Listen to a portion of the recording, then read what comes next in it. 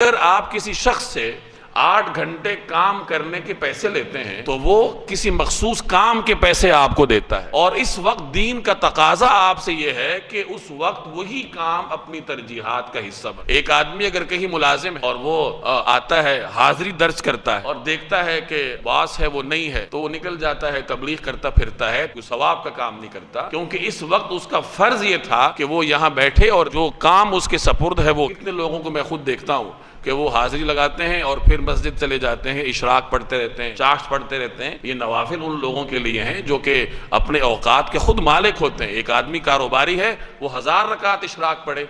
मुलाजिम को किसने इख्तियार दिया है कि वो दफ्तर की कुर्सी छोड़े और जाकर इशराक पढ़े? उसका काम है कि 5 वक्त की नमाज पढ़े, फराइज पढ़े, सुन्नतें अदा करे, वो अल्लाह की तरफ से है। बाकी नवाफिल की अगर उसका बॉस उसे इजाजत देता है तो अदा करे, वरना चुप करके बैठ के अपना काम करे। यही उससे दीन का तकाजा है।